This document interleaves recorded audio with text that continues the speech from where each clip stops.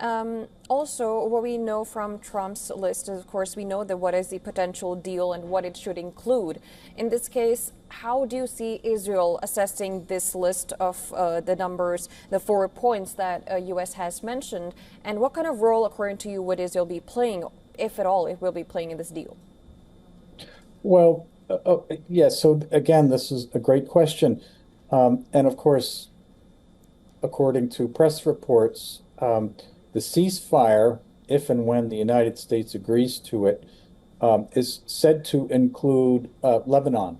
Hmm. And that the Israelis have no intention of Hmm. stopping the bombardment in Lebanon and the occupations. It's effectively the annexation of the southern part of Lebanon.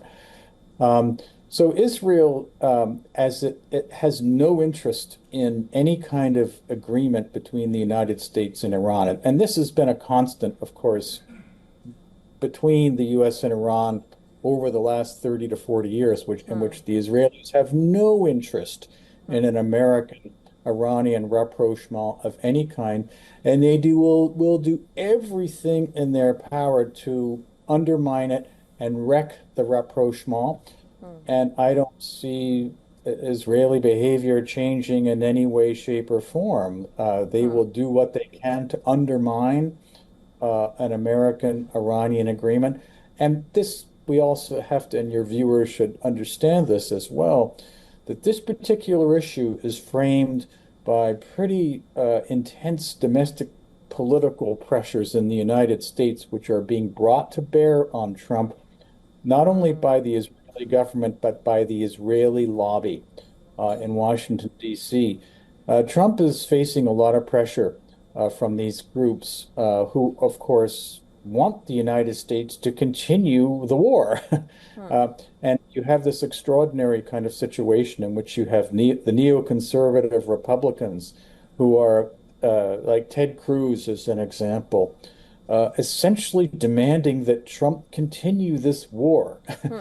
indefinitely, which of course is the Israeli point of view. The Israelis would like the United States to continue this confrontation and keep Iran, for example, under blockade indefinitely. Hmm. With the problem of that, of course, being is that the world economy crashes. True. We're in the midst of a global economic crash because of this, Hmm. all to suit the Israelis. Right. And I this is, was true, true. I was because I was going to come yeah, to the Strait of Hormuz because that's another yeah. sticking point. And my last question, if we could briefly also, give us an insight about the Strait of Hormuz. Now, it is a leverage to Iran which did not exist before the war. Do you think Iran would want to negotiate on the Strait after the attacks followed both the times in June and, of course, this year as well? Do you think that they should be, because in the end, now this is a Strait of Hormuz and they're trying to charge vessels. Do you think it's fair enough for Iran to actually consider negotiating with U.S. on the Strait of Hormuz? Yes, I think so.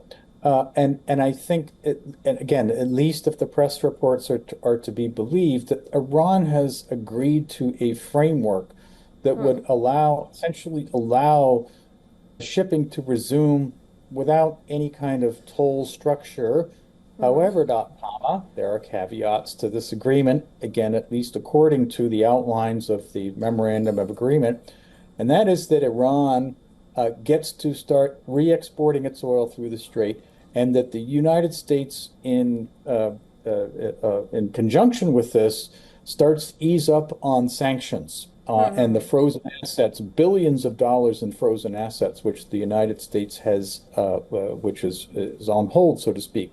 Right. So I think again the Iranians are very savvy negotiators, as they've always been, Hmm. and that they see the Strait of Hormuz as a vehicle for them to achieve other kinds of important objectives, which again would allow them to start resuming oil exports to their important customers in Asia, and to have the United States unfreeze assets. Hmm. Um, and the sort of part of all this is the deja vu part of this was all part of the Obama administration's Joint Comprehensive Plan of Action Mm-hmm.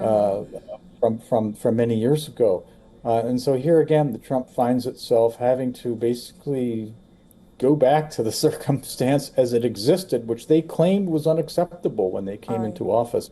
Right, right. So, but the short answer is that absolutely, I think the Iranians will make every use of this uh, uh, influence slash control over the strait to get other things that benefit them. Mm, With the again hanging in the background, the idea that if the shooting starts again, as it very well could, because mm, under as we've seen over the last several months, President Trump is very erratic and unpredictable, and I, I I'm not sure how he mm. could be a reliable and credible negotiator for any party.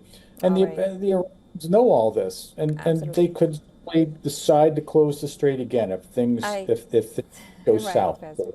Absolutely, Professor. I do hear your points there, and of course we'll have to again wait and see if at all we have any kind of deal there, Indeed. and hoping for a positive outcome. Thank you so much, Professor, for joining us and giving your insights. Appreciate it very much. Thank you for having me.